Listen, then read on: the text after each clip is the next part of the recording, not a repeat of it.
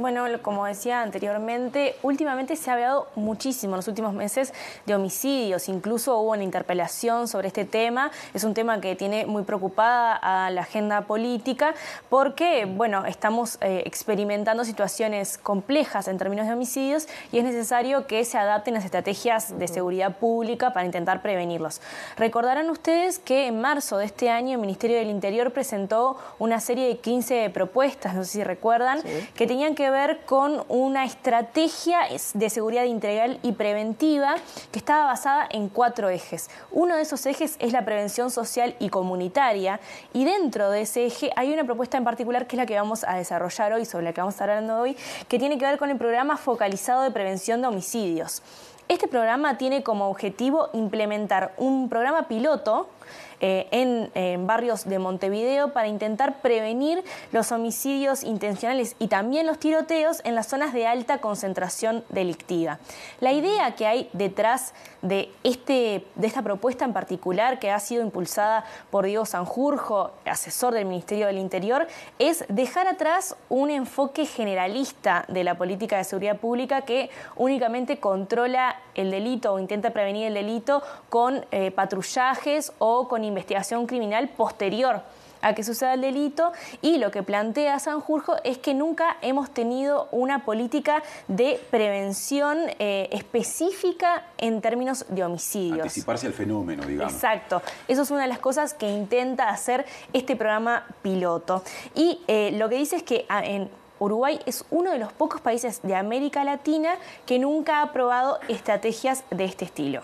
Bien, Julieta, quizás lo que generó más polémica cuando se conoció este plan fue esta propuesta que comentó Heber en una conferencia de prensa y en varios actos públicos de trabajar con exreclusos en esta prevención de homicidios. Sí, esa es una de estas vías de trabajo en este programa piloto, que es un sistema de mediación que se conoce en otras partes del mundo como lo es Cure Violence. Es un programa que se ha impulsado en otros países y que ha tenido buenos resultados, y que lo que intenta hacer es conformar un equipo de mediadores que sean líderes comunitarios criados en ese barrio y que estén integrados culturalmente a estas comunidades y que intenten, mediante conversaciones y mediante el trabajo en territorios, prevenir los homicidios, en realidad prevenir la violencia y los conflictos para que no desencadenen en tiroteos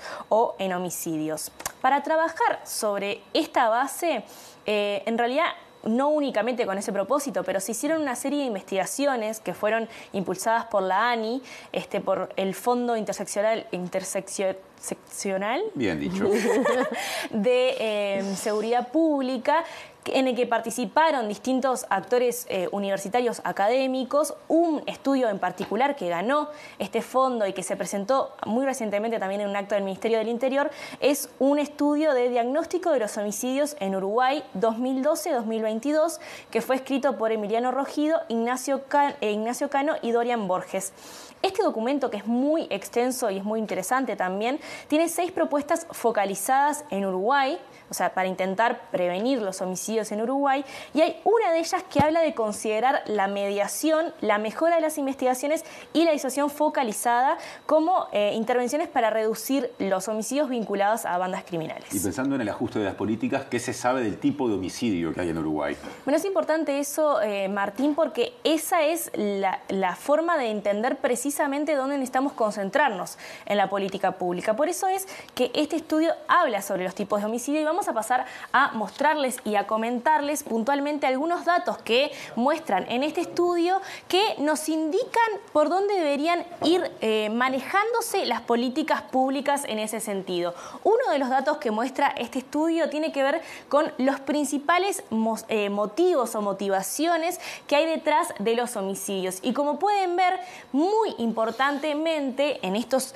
fechas que compartía el estudio 2012-2022 está el delito que no tiene un motivo aclarado o sobre el que no tenemos información suficiente para determinar cuál fue el motivo. Luego está otras disputas y discusiones, también importante, con un 15%, venganza y represalias, también significativo con un 13%, rapiña, hurto, compamiento, también delitos violentos que terminan en homicidios, celos y apropiación sexual, tráfico de estupefacientes y otros motivos. Hay más, pero tenían un peso menor. Y otro dato que también es importante para entender para dónde hay que orientar la política en seguridad pública pensando en homicidios tiene que ver con cómo estos homicidios motivados han ido evolucionando en el tiempo. Por eso es que vamos a ver la siguiente gráfica, que también es parte de este estudio que decíamos, el diagnóstico de homicidios en Uruguay, que lo que muestra es la comparación de víctimas en dos periodos de tiempo, el azul que es 2016-2017 y el verde que es 2018-2019. Y lo que estamos viendo acá, y está organizado de esa manera, es qué delitos qué homicidios proporcionalmente crecieron más en esas fechas. Y fíjense que los homicidios por venganza y represalias tuvieron un crecimiento impresionante en esas fechas. Corresponde a un 169% de aumento. También subieron muchos los delitos que no tienen un motivo aclarado, sobre los que no tenemos información.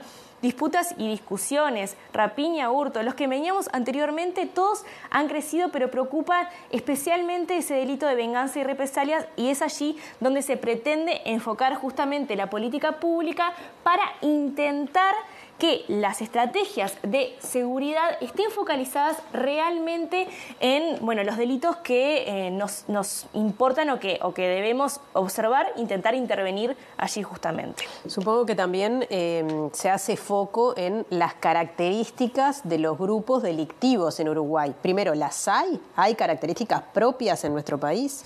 Bueno, Nati, es importante esa pregunta porque en realidad lo que falta es más estudios con respecto a las características de los grupos criminales. Pero sí es importantísimo mirar esto y es una de las puntualizaciones que hace este estudio cuando habla de las medidas propuestas para seguridad pública. Y lo que dice es que una política como la propuesta por el Ministerio del Interior, la que estábamos comentando anteriormente, que viene de Pure Violence, se tiene que entender en territorio justamente. Es decir, una política de mediación de este estilo que trabaje con ex reclusos, que fue lo más notorio, pero también con líderes comunitarios, maestras, vecinos de la zona, solamente funciona en esas características si son grupos territoriales, grupos identitarios, grupos de familias, por ejemplo, o grupos de migrantes, grupos que tienen una cuestión emotiva o vincular asociada. Y no serviría para grupos que tienen como propósito, como fin, únicamente tener un rédito económico. ¿Y con esos otros grupos qué estrategia sí podría servir? Bueno, ahí funcionan las investigaciones en territorios, pero investigaciones criminales previas al delito. Generar inteligencia en territorio, trabajar para generar vínculos de confianza y bajar la impunidad en los homicidios cometidos. Si se baja la impunidad, es decir, si se resuelve, si se juzga en ese sentido, ahí van a bajar los homicidios. Así que, estas son algunas de las cuestiones que comentaba este estudio, que señala que si se intenta desarrollar una política de este estilo, hay que saber un poco más qué es lo que sucede en territorios y hay que evaluar cuáles pueden ser también los riesgos asociados a estas políticas. Gracias, Julieta. Hasta la próxima. Muchas gracias. Muy buen informe.